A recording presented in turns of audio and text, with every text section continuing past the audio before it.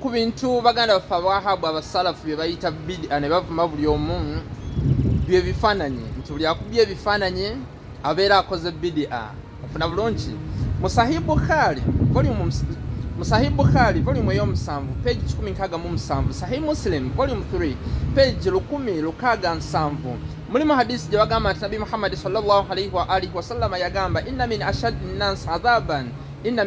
nnas adhaban yawma alqiyama almusawwirun. Nti Nabi Muhammad sallallahu alaihi wa alihi wasallama yagamba nti abantu abagenda okubeera n'ebibonerezo ebikambwe, abantu abagenda okubeera nga babonerezebwa nnyo ku lunaku lw'enkomerero beebo ebifaananyi n'ababikuba.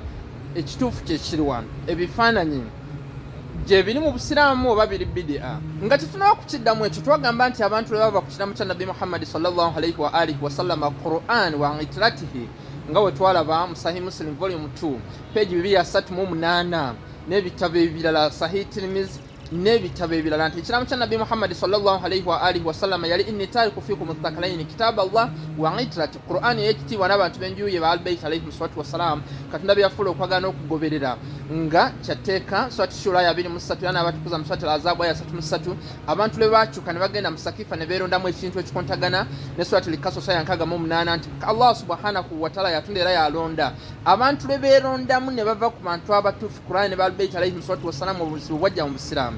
Obuzibu bwajja mu busiraamu ati batandika okufojinga ahadisi kati ngeezo naye nga bye baagala kubeera nga balabibwa, kubeera nga bayisawo bizinensi zaabwe nga ne hadisi endala nti buli agula obutungulu bw'ekibuga fulani ayingira jjana. Ekituufu kiri nti ebifaananyi tebiri bid'a, ebbanga lye bimala nga tebijja bantu ku mulamwa gwa Allah subhanahu wa ta'ala, oba ebbanga lye bimala nga tebibuza bantu nga bwe tugenda okulaba wano mu bufunze.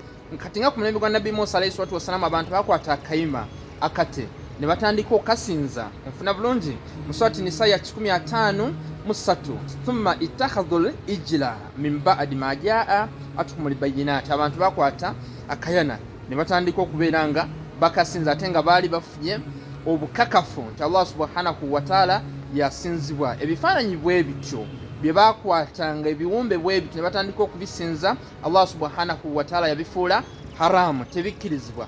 Naye ebifaananyi ebirala kati nga bino byoteeka ku ID ofuna bulungi muganda ngo ekitiibwa, ebifaananyi ebirala nga tebirimu kubuza bantu kati ng'ebirabo byosobola okuwa munne ekirabo oba omuwadde ekirabo ng'owumbye ekifaananyi kye n'ebirala tebigaanibwa. Kati ng'ebyo Allah subhanahu wa ta'ala byatugamba nti abantu baawanga Nabi Dawud n'amajini nga gamukolera amajini amalongoofu, ebyo Allah subhanahu wa ta'ala tabigaana kuba bannabi bonna la nufarriqu baina ahadin min rusuli, tewali njawulo naye bonna ekibaleeta kubeera nga batulungamya. Eyo aya egamba nti Allah subhanahu wa ta'ala yafuula amajini n'abantu nga bawa Nabi Dawudi ebifaananyi eri mu Surati Saba'i sura ya 13 aya ya 13 bamuwanga ebirabo ebyenjawulo, mwalimu tamathiira ebiwumbe ofuna bulungi ebyo baawumbanga tamathiira ne jifan, ebyo byakolanga boweros nga Nabi Musa nga Nabi Dawud alayhi salatu wassalam